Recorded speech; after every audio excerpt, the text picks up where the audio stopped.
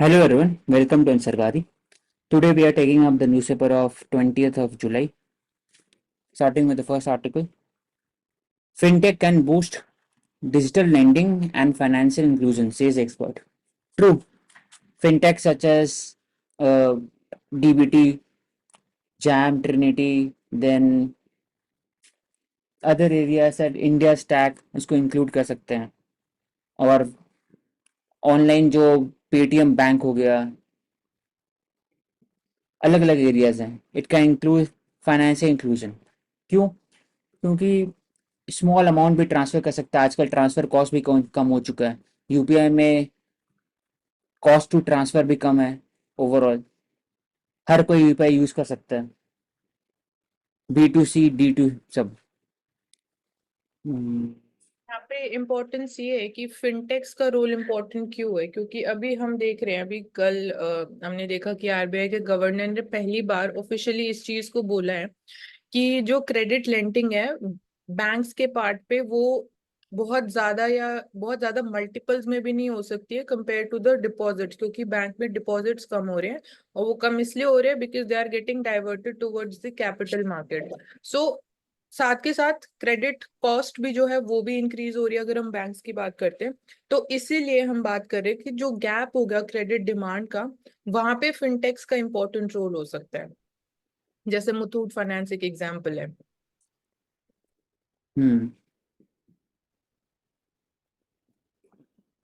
Platform to resolve complaints about non-trade barriers. Trade barriers non trade में क्या है trade barriers में custom duty से लेकर के एंटी डंपिंग ड्यूटी अलग अलग एरियाज होता है लेकिन नॉन ट्रेड बैरियर में फाइटो सैनिटरी मेजर्स हो गया या फिर CBAM वो भी नॉन ट्रेड बैरियर है तो इंडिया बात करता है कि WTO should talk about trade aspect लेकिन नॉन ट्रेड बैरियर पे होता है तो हम लोग अलग से एक ऑन पोर्ट उन्होंने पोर्टल स्टार्ट किया online portal to take feedback on sanitary and phytosanitary measure कैसे देखा गया MDH मसाले के अंदर में हाईलाइट किया गया पेस्टिसाइड्स का अमाउंट फिर जब जाते हैं यूएस में तो उन्होंने सेवरल बार हाईलाइट किया with regarding to quality of the mangoes तो non trade barriers resolution can come through engagement with foreign country local better local standard अब जो वहां का जो स्टैंडर्ड है लोकल स्टैंडर्ड है it should match online tracking mechanism होना चाहिए हमेशा क्या होता है कि chilli tea basmati rice milk सब में when they are exported to EU they face technical barrier and safety barrier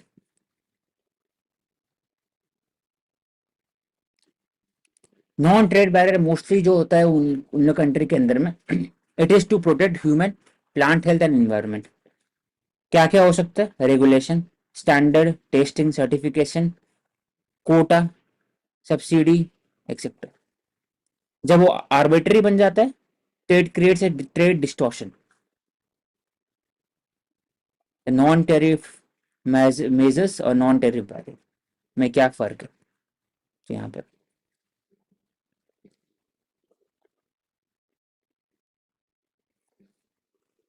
Kota protest and spread in Bangladesh बोल बोल हम इसमें ये भी बोल सकते हैं कि रीजनल लेवल पे भी हमें ट्रेड एग्रीमेंट्स बनाने चाहिए। हाँ तभी लेकिन ओवरऑल इसमें बात हो रहा है कि जब बन भी जाता है FTA साइन भी हो जा रहा है तो सिर्फ और सिर्फ कस्टम ड्यूटी पर होता है लेकिन नॉन ट्रेड बैरियर है मतलब कि जो नॉन टैरिफ मेजर्स हो गए जो टैरिफ यूज नहीं होता वो तो FTA हो गया लेकिन उसके अलावा भी तो और भी चीज़ है फॉर एग्जांपल CBM हो गया यहाँ पर दिया हुआ है उसके लिए एपेक्स भी हमको है। क्वालिटी बढ़ाना चाहिए लोकल क्वालिटी अगर हर एक कंट्री के स्पेसिफिक नीश प्रोडक्ट होगा हो सकता है कंट्री का जो अमाउंट होगा chemical that is being used in the pesticides her country differ करते होंगे तो मिनिमम रिक्वायरमेंट जितना होगा उस पर आप फोकस कर सकते हैं so that you can export to several countries या फिर कंट्री स्पेसिफिक एक्सपोर्ट कर सकते हैं quota protest spread in Bangladesh telecommunication hit 3 people were killed regarding the quota protest तो बांग्लादेश ने ओवरऑल एक कोटा लाया था विद रिगार्डिंग पहले, with regarding to the children of the freedom fighter who have fought in 1917 war. इसमें 30% of government job for those family who fought for independence from Pakistan। अब इतने ज्यादा यहाँ पर हाई अनएम्प्लॉयमेंट अमंग यूथ है, सब कोई इंडिया में ऐसे गवर्नमेंट जॉब के लिए जाते हैं, वहां भी गवर्नमेंट जॉब के लिए जाते हैं, लेकिन दोनों में फर्क है। India talks about affirmative action, distributive justice, whereas Bangladesh वहां पर प्रोटेस्ट हो रहा है कि आप मेरिट सिस्टम पर घुसिए, आप अलग से मत दीजिए इन लोग प्रेफरेंस। तो दोनों में फर्क क्या है? दोनों में फर्क यही है कि जो 30% जो फ्रीडम फाइटर को मिल रहा है एक तरह से मेरिट नहीं है, वो प्रेफरेंस है, प्रिविलेज है। लेकिन जो इंडिया का जो कोटा सिस्टम है, it is based on historical discrimination. तो बेसिक कॉन्सेप्ट डिफरेंट है।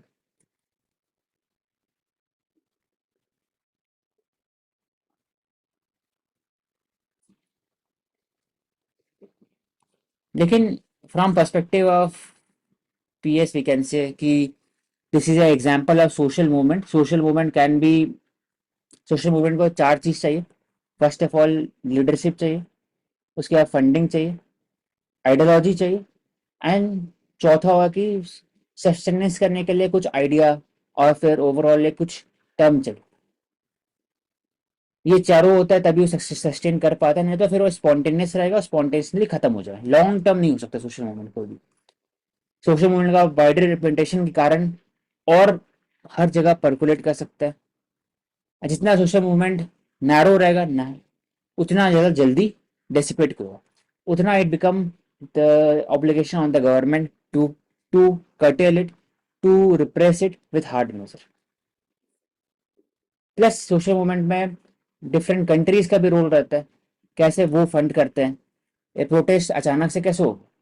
प्रोटेस्ट कभी भी अचानक से होता नहीं, उसके पीछे ऑर्गेनाइजेशन स्ट्रक्चर चाहिए, उसके पीछे मोबिलाइजेशन चाहिए, ऑनलाइन मोबिलाइजेशन चाहिए। तो वो कौन कराता है? वो लोकल लीडर्स सिर्फ अकेले नहीं करा सकते, इसमें कहीं ना कहीं फॉरेन कंट्री के जो एजेंसीज होते हैं उनका भी हाथ होता है, क्योंकि लंदन में प्रोटेस्ट हो रहा है और बांग्लादेश में प्रोटेस्ट हो रहा है। तो आप देख सकते हैं कि कौन लोग चाहते हैं कि शेख हसीना गवर्नमेंट के खिलाफ या फिर क्या बनवाना चाहते हैं। तो ये एग्जाम्पल होता है कोर्सिव पावर का। Power can be use through coercive measure या फिर इन्फ्लुएंस, तो इन्फ्लुएंस के एग्जाम्पल है।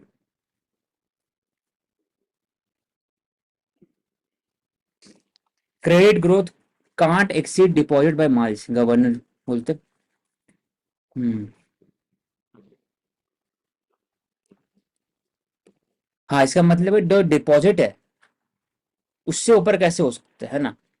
Over the shift in the deposit difference अगर फ्रॉम। मल्टीप्लायर की बात करते हैं तो क्रेडिट मल्टीप्लायर आ जाएगा कि, या जब हम क्रेडिट क्रिएशन का जो मैकेनिज्म की बात करते हैं वो यही होता है कि सपोज अगर 500 रुपीज का डिपॉजिट हो रहा है बैंक में, तो depending upon the credit multiplier, तो रुपीज सपोज 1000 का है, रुपीज 5000 तक का क्रेडिट जनरेट हो सकता है।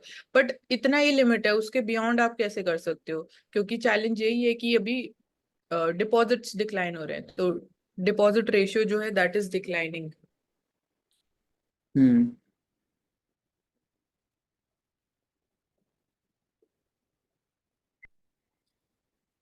Investment led growth seen rising over hitting threshold. जैसे बोला assessment by RBI that India's natural rate of interest rose from 1% to 1.4%. Economic and operate at a higher growth level without generating high inflation. तो और क्या point out कर रहे हैं? हाँ, यहाँ पर दिया the share of gross capital formation has averaged around 33% at again 31% in the past 3 years। तो जितना आधा होगा उतना अच्छा रहेगा ग्रॉस कैपिटल फॉर्मेशन। और gross capital formation it is driven by private sector या फिर गवर्नमेंट सेक्टर। तो प्राइवेट सेक्टर में बात कर रहे हैं सिर्फ कम है, 4% ग्रोथ हो रहा है। नहीं, प्राइवेट कंजम्पशन का यहाँ पे बात है, कंजम्पशन एक्सपेंडिचर बात हो ग्रॉस फिक्स्ड कैपिटल फॉर्मेशन है GFCF। रहा है। तो ये इन्वेस्टमेंट की बात हो रही है, हाँ, फिक्स्ड कैप। इसे भी दो होगा ना, प्राइवेट और गवर्नमेंट के होंगे। हाँ, ये ग्रॉस फिक्स्ड कैपिटल फॉर्मेशन में प्राइवेट सेक्टर की बात करते हैं, या ओवरऑल जब हम खाली इन्वेस्टमेंट की बात करते हैं तो ये बोलते हैं। और इसी में फिर हम जब गवर्नमेंट की बात करते हैं तो कैपिटल जी जो सिंबल होता है वो गवर्नमेंट इन्वेस्टमेंट के लिए, गवर्नमेंट एक्सपेंडिचर की बात की जाती है। और जो यहाँ पे मेंशन्ड है नेचुरल रेट ऑफ इंटरेस्ट, तो इसका मीनिंग क्या होता है? इट इज शॉर्ट टर्म का जो इंटरेस्ट रेट है जो एक ऐसे लेवल पे प्रिवेल कर रहा है जब हमें लगता है कि इकोनॉमी फुल एम्प्लॉयमेंट लेवल पे है, या पोटेंशियल जीडीपी, शॉर्ट टर्म की बात हो रही है, उस पे हम अचीव कर चुके हैं। और उसी सिचुएशन में इकोनॉमी की बाकी वेरिएबल्स जो हैं, मेनली इन्फ्लेशन, वो स्टेबल है। तो तब हम बोलते हैं natural rate of interest prevail कर रहा है। तो एक तरीके से वही कि प्रोडक्टिव कैपेसिटी इंक्रीज हुई है बिकॉज ऑफ कैपिटल एक्सपेंडिचर, जिसका मेजर रोल रहा है। तो बाकी natural rate of interest it is close to 1.4 या 1.9% की रेंज में है। हम्म वही पोटेंशियल ग्रोथ ये लिखा है ना last point, the rise in the estimate of the natural rate of interest, it shows higher assumption of the potential growth that is now estimated close to 7%. Hmm So ये हमारा potential GDP का level है 7% short term में। dedicated corridor handling more than 10% freight traffic of Indian Railway. 96.4% overall freight traffic of Indian Railway. It has been commissioned.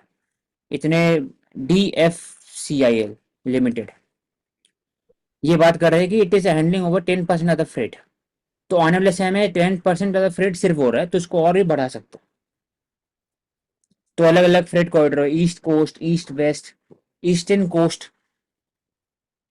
और और इसमें daily train capacity की बात जो की गई वो है 480 ट्रेन्स, मतलब डेली हम इतना रन कर सकते हैं। और अभी हो रहा है 325 ट्रेन्स, तो ये मतलब स्पेसिफिक डेटा है, तो ये इम्पोर्टेंट है। हम्म वरना हम बात करते हैं कि लॉजिस्टिक्स कॉस्ट कम हो जाएगा, और जो इंडस्ट्रियल ग्रोथ को बूस्ट करने में, मैन्युफैक्चरिंग ग्रोथ, ट्रेड को बूस्ट करने में, लॉजिस्टिक्स कॉस्ट को कम करने में काफी हेल्प करेगा। तो ये स्पेसिफिक डेटा भी इंपॉर्टेंट है कि और क्या होना चाहिए इसी डेडिकेटेड फ्लीट कॉरिडोर्स में।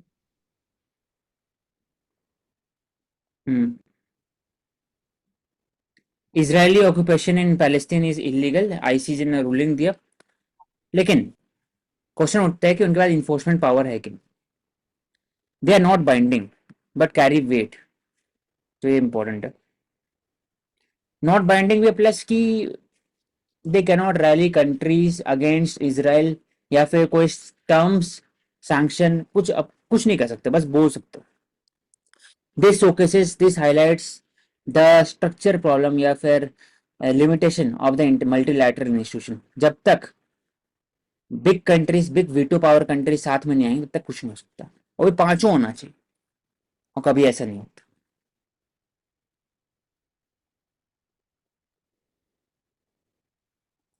IRDAI chief says insurance sector moving to principal based setup.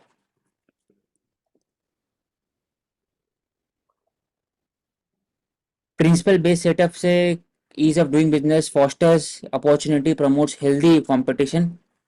ये बढ़ सकता है। IRDAI इंश्योरेंस से रिलेटेड है। वो बात करते हुए रिगार्डिंग कि इंश्योरेंस कैसे बढ़ना चाहिए हर एक जगह में। इतने लोग 5 lakh people have been employ insurance company, broker है, एजेंट है, पॉइंट ऑफ सेल पर्सन है।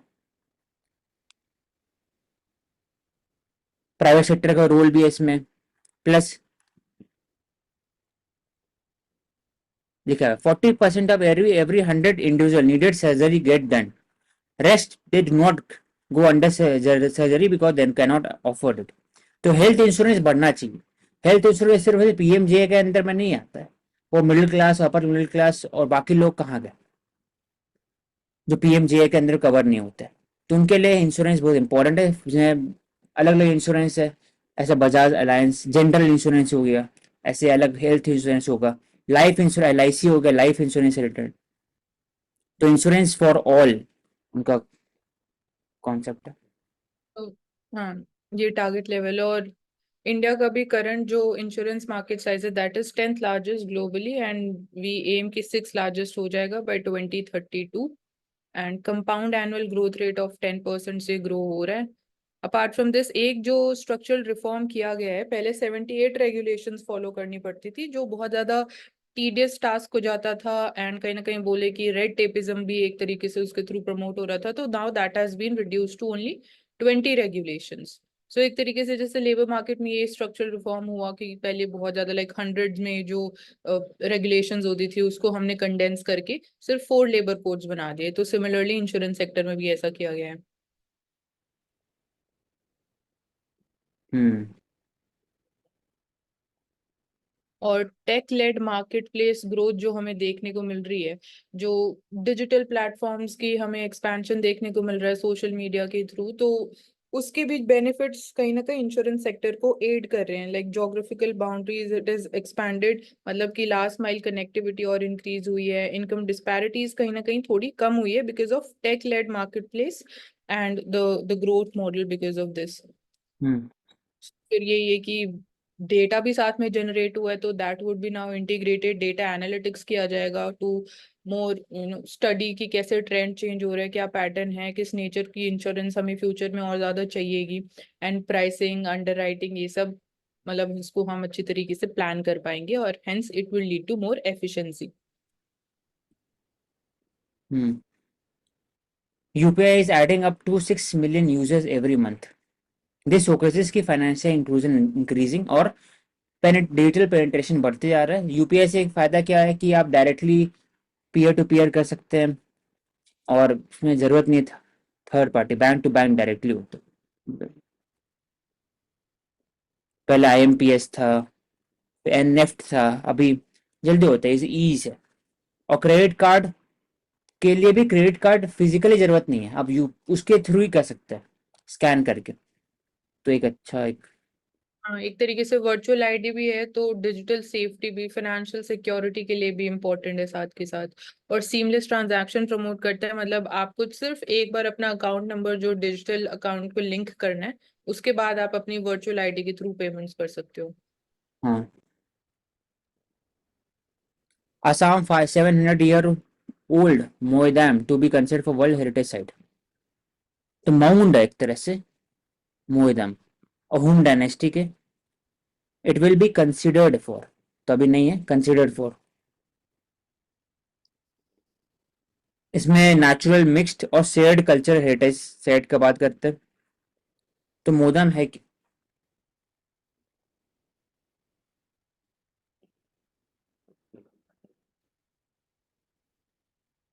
एक रॉयल्टी एरिस्टोक्रेसी मिडिवल असम के लिए था। इट वाज एक्सक्लूसिवली फॉर चारा दियो, चोरा डिब्रूगढ़ में है। वॉल्ट चेम्बर्स है इसके अंदर में, सुपर स्ट्रक्चर है, covered by earth mount. Funeral right के लिए यूज किया गया था, क्रीमेशन के लिए यूज किया गया था। They chose to bury the ashes after cremation इसके अंदर में।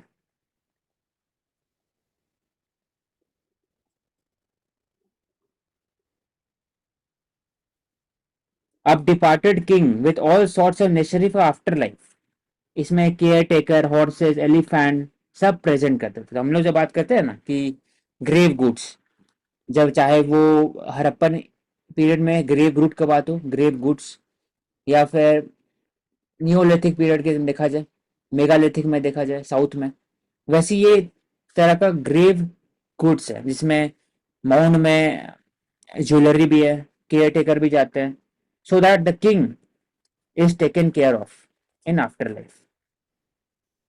बाद में उसको अबॉलिश कर दिया गया था 17-18 सेंचुरी में।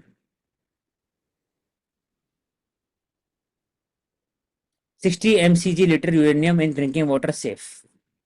BA बार्क ने बोला है 60 माइक्रोग्राम सेफ है। More stringent national standard could be counter productive.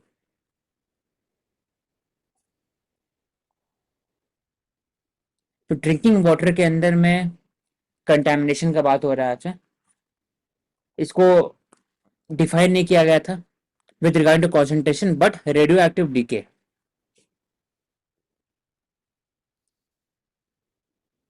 इससे क्या फायदा होगा ओवरऑल, हम लोग यूरेनियम को कैसे हटा सकते हैं, अगर ज्यादा कॉन्सेंट्रेशन है उसको प्यूरिफाई कैसे कर सकते हैं, वो उसको एक चैलेंज उठता है।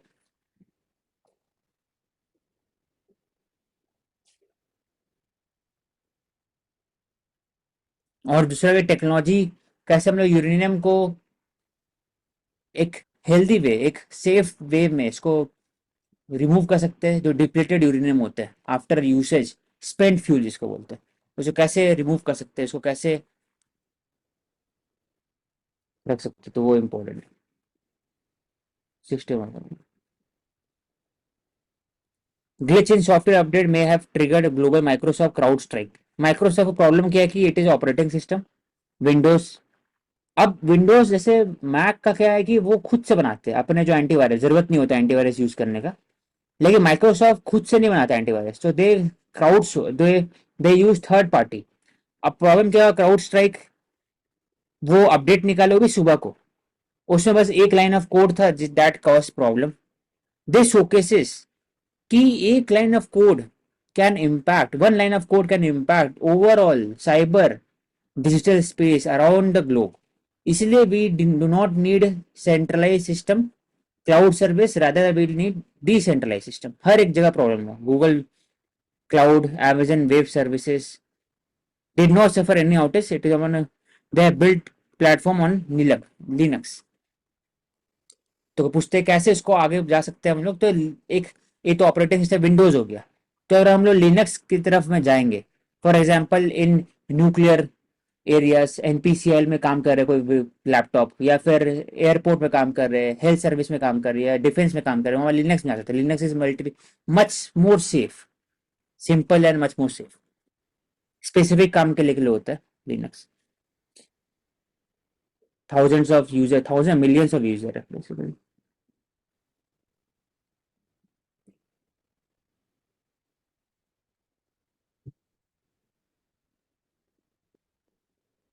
cyber security firm है that deploys unified security program to stop breaches in real time। तो ब्लू स्क्रीन जो आते हैं वो 100 हर जगह impact है। WajirX security breach, how this hacker steal 250 billion of firms holding। Crypto currency सबसे ज्यादा बिगेस्ट साइबर अटैक हुआ। क्रिप्टो करेंसी सबसे बड़ा चैलेंजेस क्या है कि crypto one it is lost, आप उससे वापस ले नहीं सकते। एक बार आप भेज दिए किसी को, एक लंबे से एड्रेस होता है, वापस आप ले नहीं सकते, तो इरिवर्सिबल हो जाता है एक तरह से।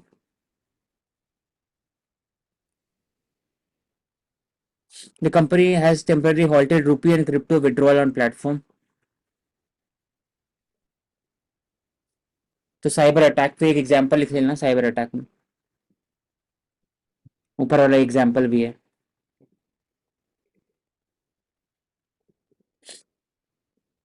अलग अलग ब्रीच भी हुआ था, वजीरेक्स अकेले नहीं है, अलग अलग platform, China laces $3.3 billion,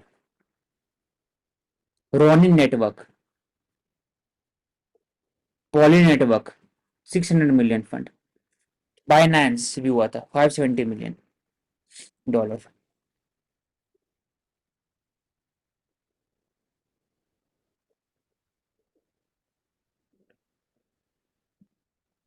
if Trump returns 5 reset new Delhi में नीड, सी राजा मोहन वो हमेशा कमेंट करते हुए regarding to Indian policy.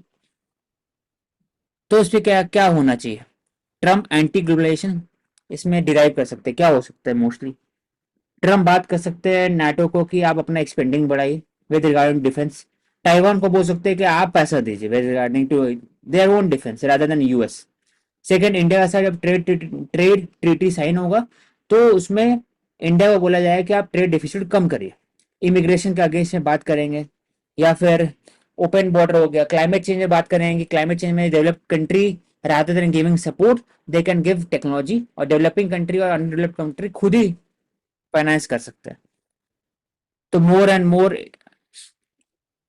Battling woke policy, woke ideology वो होता है कि आप वोक का अगर डायरेक्टली अगर बात किया जाए तो सोसाइटी के अंदर कुछ भी प्रॉब्लम है, अगर आप अवेयर है तो आप you have woken up to the problem in the society, उसी को वोक बोलते हैं। तो प्रॉब्लम इसमें है कि इसमें कोई ये पोस्ट मॉडर्निज्म कॉन्सेप्ट में आता है, तो इसमें कोई रिलेटिविटी है बहुत ज्यादा। ऑब्जेक्टिव ट्रूथ नाम का कुछ चीज ही नहीं है वोक में, हर चीज रिलेटिव है, morality, ethics, even math is relative based on the gender, sex, caste, region, religion. उससे कोई ऑब्जेक्टिव ट्रूथ नहीं आने से कोई एंकरिंग नहीं मिलता, एंकरिंग नहीं मिलता है तो mostly society Yeats itself slowly, क्योंकि उसमें से कोई ज्यादा एक जन आएंगे जो ज्यादा वोक है, ज्यादा विक्टिम कॉम्प्लेक्स है, वो दलित है, फेमिनिस्ट है, प्लस ट्रांसजेंडर है, एलजीबीटी भी होने वाली हैं वो, तो अंडर द ऑपरेशन है ओलंपिक्स उनको ज़्यादा क्रेटरिंग करना चाहिए। तो अभी अगर एलजीबीटी क्यू का बात किया जाए तो उसमें जो लेस्बियन और गे है it they have become more operation, और जो ट्रांसजेंडर है वो ऑपरेस्ड हो गए। तो वो से प्रॉब्लम होता है, they are talking about gender change even at 13 years of age, 13-12 years of age. Vote नहीं दे सकते 18 साल के नीचे, लेकिन आप जेंडर चेंज करा सकते हैं विदाउट पेरेंटल कंसर्न। तो डायरेक्टली शोज कि कैसे एक आइडियोलॉजी इम्पैक्ट करता है लोकल लेवल में। इसलिए अगर आप पॉलिटिक्स में आप पार्टिसिपेट नहीं करते हैं, आपको मन में नहीं है, वोट भी देने नहीं जाते, आपको लगता है politics will not impact you, they will impact you in one form or another. तो अगर यूएस का तो इसी बात हुआ, India might be at a better place than US in allies in Europe, Asia and WTO ruling का बात हुआ, India US convergence is real, India has been slow to articulate plan regarding the greater burden sharing with US in the last decade. Immigration, Indian elite have been major beneficiary of American open border policy, लेकिन illegal immigrant में बात हो रहा है यहाँ पर। India should be able to work with the Trump administration on the facing legal immigration. Dunki route के through illegal immigrant भी आते हैं पंजाब, हरियाणा, राजस्थान, मध्य प्रदेश, गुजरात, क्योंकि बाकी जो ईस्टर्न वाले जो होते हैं बिहार, वेस्ट बंगाल, उड़ीसा, ये पंजाब, हरियाणा और केरला ये सब जगह जाते हैं, कर्नाटका जाता है, वहां के लोग मोस्टली जो उस तरह कनाडा, यूएस जाते हैं थ्रू लीगल रूट भी और थ्रू इलीगल डंकी रूट होता है। क्लाइमेट एनर्जी डिप्लोमेसी में वो ग्रीन ट्रांजिशन और उनसे रिलेटेड जो कल्ट है, ऐसे ही जर्मनी का कोई स्टडी है कि दे हैव टॉक्ड अबाउट कि how to denuclearize in spite of के रिसर्च पेपर बात किया है कि nuclear is one of the most effective और 24/7 सोल्यूशन।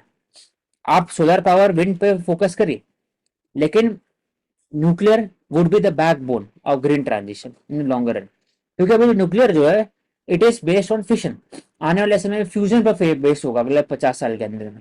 तो it will generate more electricity, it will need less fuel, it will generate less wastage, तो nuclear will be solution. लेकिन वहां बात होता है, फ्रांस से बात होता है कि डी न्यूक्लियराइज करने के लिए, सोलर फोकस करने के लिए। तो ये नहीं पता सोलर फोकस करने के लिए तो आपको बैटरी चाहिए, बैटरी कहाँ से लाएंगे? फिर अफ्रीका में जाकर के आप माइनिंग करेंगे ओवर, वहां पर फिर आप पेड़ काटेंगे, डिफॉरेस्टेशन करेंगे, घूम फिर करके क्या वो सही में ग्रीन है? तो क्वेश्चन उठता है। तो India will step up the interaction with different US policy.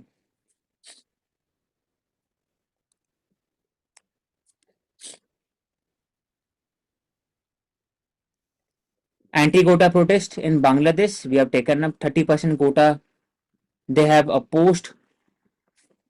Constitution बात करते हैं कि देश have equality opportunity for all citizen respective of their background, लेकिन स्पेशल प्रोविजन भी है कि एनी बैकवर्ड सेक्शन के आगे में आप एडुकेट रिप्रेजेंटेशन कर सकते हैं। इंडिया ऐसा नहीं। कोटा पहले आया था 1972 में, शेख मुजीबर रहमान में उन्होंने बताया था कि जो जो सपोर्ट किया है वो आए इसमें आ सकते हैं 30% कोटा के लिए, 10% Kota for women and backward district, 5% for tribal community, 1% for disability, वहां पर भी ऐसा कोटा। टोटल रिजर्वेशन 56% हो जाता है।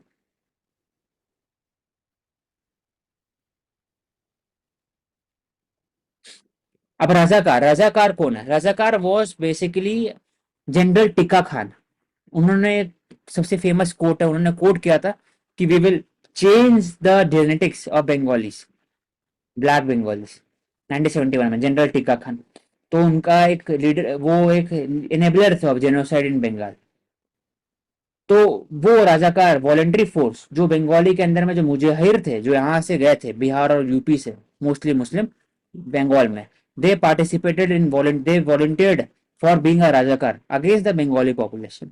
उसके बाद फिर इसलिए राजाकार के खिलाफ में अवामी लीग बुश उनका स्टैंड बहुत स्ट्रॉन्ग रहता है। They have collaborated with Pakistan army against the local population.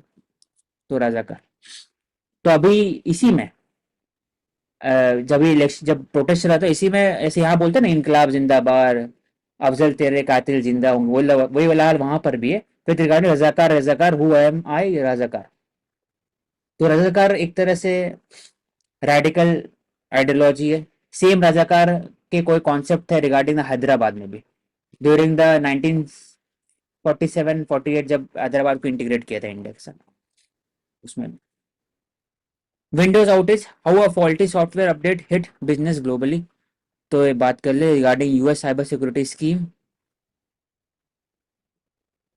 तो ये दिखाता है कि कैसे एक सिंपल कोड ऑफ लैंग्वेज इसलिए हमें डिसेंट्रलाइज प्लेटफॉर्म चाहिए अपने एरिया चाहिए। लिनक्स से भी हम लोग डाइवर्सिफाई कर सकते हैं सिर्फ विंडोज पर नहीं डिपेंड हो सकते। लिनक्स हो गया और भी ऑपरेटिंग सिस्टम में डाइवर्सिफाई कर सकते हैं। इसमें रोल आएगा 13 का एनआईसी का। Why NEET debate is untidy, looks for digital quick fix, lacks nuances, hybrid exam should stay। तो एनटीए इसमें क्वेश्चन उठता है अभी यूपीएससी के चेयरमैन भी उन्होंने रिजाइन कर दिया with regarding to the allegation of a कोई एक और एक स्कैम को अभी एलिज स्कैम है यूपीएससी के अंदर में रिगार्डिंग एग्जाम। एक और एक एग्जाम हुआ था एपीएफसी का कुछ एग्जाम हुआ था उसमें भी। अब एनईटी में ओमैस शीट का बात होता है। अब वैसे यूपीएससी प्रीलिम्स करवाते हैं या फिर आईआईटी जेई में मेंस होता है वैसे ही करवा सकते हैं इसमें भी।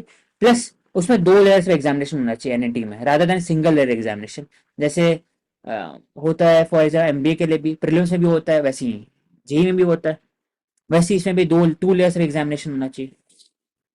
हाइब्रिड सिस्टम में बात कर सकते हैं। पेपर बेस्ड भी होना चाहिए और कंप्यूटर बेस्ड भी होना चाहिए। शुरू में कंप्यूटर बेस्ड होना चाहिए फिर पेपर बेस्ड होना चाहिए। और प्रोफेसर खुद पार्टिसिपेट कर सकते हैं आईआईटी जे प्रोफेसर खुद पार्टिसिपेट करते हैं regarding conduction of examination formulation of question paper और सब।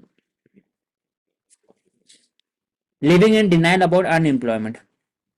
तो regarding the quota total job created during manufacturing sector and service was 8.9 crore पिछले 10 साल में। 9 करोड़ जॉब क्रिएट हुआ था लेकिन उसके पिछले 10 साल में सिर्फ 6.6 हुआ था। तो ये लिख लें।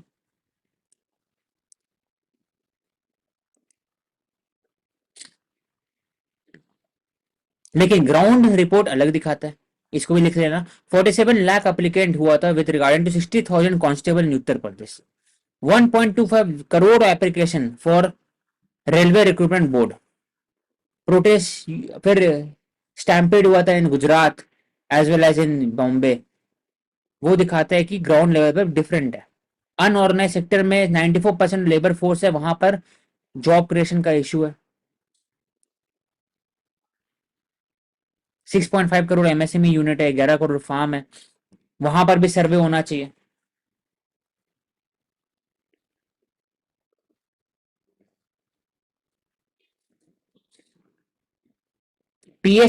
पीएलएफएस और सीएमआई।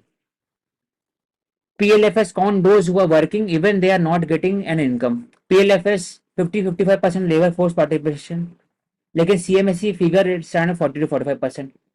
डिफरेंस 9 करोड़ के आसपास है। तो बहुत ज्यादा सर्वे में होता है ना डिफरेंस है। अलग अलग एरिया एम्प्लॉयमेंट को टैकल नहीं कर पाता अंडर एम्प्लॉयमेंट डिस्गाइज एम्प्लॉयमेंट।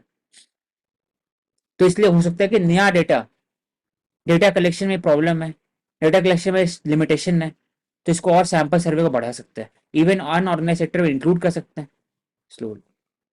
एक ASUSE सर्वे होता है regarding to the unorganised sector. Parametric insurance मतलब नेचुरल डिजास्टर से जो होता है डैमेज उसको हम लोग कैसे बच सकते हैं।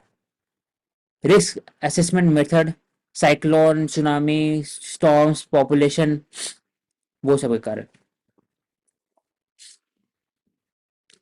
तो अलग अलग इंश्योरेंस है फॉर एग्जाम्पल क्रॉप इंश्योरेंस हो गया उसको और हेल्दी कैसे बना सकते हैं।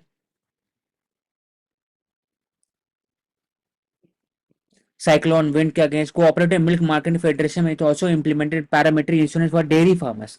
तो parametric insurance is talking about directly climate change और फिर जो ओवरऑल डैमेज होता है by the natural disaster cyclone flood, उससे कैसे प्रोटेक्ट कर सकते हैं खुद को। तो उसमें रोल होगा आईएमडी का, रोल होगा लोकल स्टेट गवर्नमेंट का, हर जगह पे होता है। फॉर एग्जांपल न्यूजीलैंड, टर्की, वहां पर भी ऐसा है। Price discovery should be transparent, proper monitoring होना चाहिए, पोस्ट डिजास्टर रिलीफ में भी बात होना चाहिए, क्लाइमेट वर्नेबल जोन के हिसाब से मैपिंग होना चाहिए, इंडेक्स ऑफ द इंश्योरेंस, तभी हम लोग पेनिट्रेशन बढ़ा सकते हैं।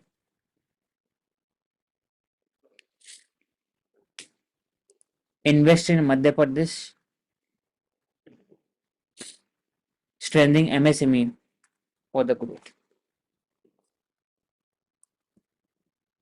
Archive 2.0,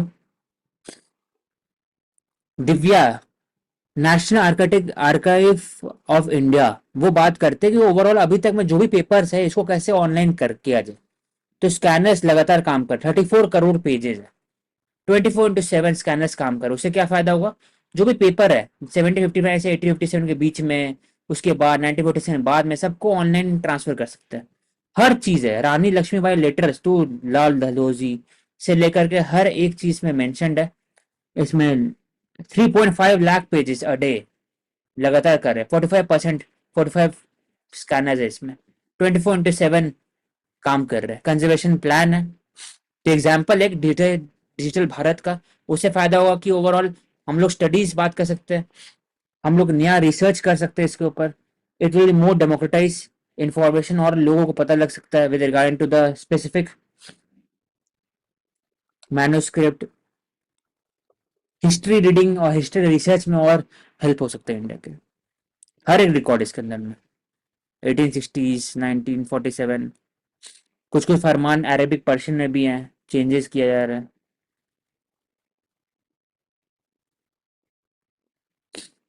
तो स्कीम का नाम भी है एक,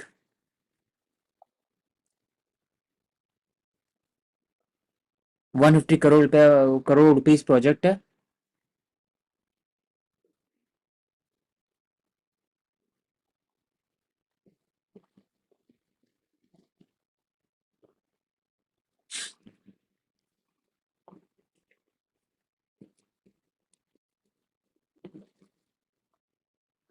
पहले पेपर को डिजिटाइज कर देंगे, स्टोर कर देंगे और पेपर को सेव कर लेंगे फिजिकल फॉर्मेट में। प्राइवेट बॉडी भी इंक्लूडेड है, CBSL। आर्काइव को अभिलेख पटल वेबसाइट पर डाला जाएगा, कंटिन्यूअस प्रोसेस।